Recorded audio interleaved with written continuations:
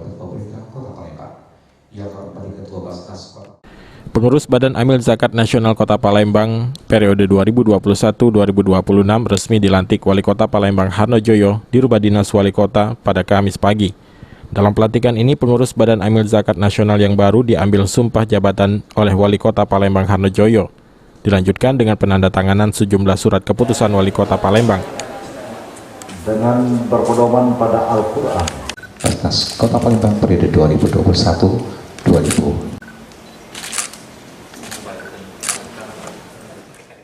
Harno meminta pengurus Basnas Kota Palembang memanfaatkan teknologi yang ada melalui media sosial atau aplikasi sehingga bisa mempermudah masyarakat untuk membayar zakat.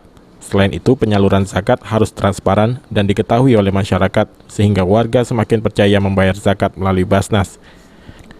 Zakat saja berupa infak, sedekah, jadi banyak ya. Terus sekali lagi yang nak ngenjuk ini harus tahu. Apa kira-kira hasilnya yang kami zakatkan, yang kami infakkan, yang kami sedekahkan.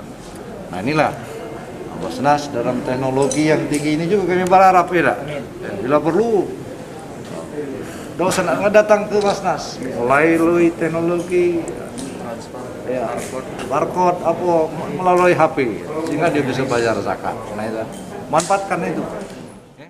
Sementara Ketua Basnas Kota Palembang terpilih, Ridwan, mengungkapkan setelah dilantik, Basnas di bawah kepengurusannya akan langsung bekerja sesuai arahan Wali Kota Palembang. Dan ia berharap masyarakat semakin percaya membayar zakat di Basnas. Jadi memang yang disampaikan Pak Wali tadi terkait potensi zakat yang di ASN ini luar biasa.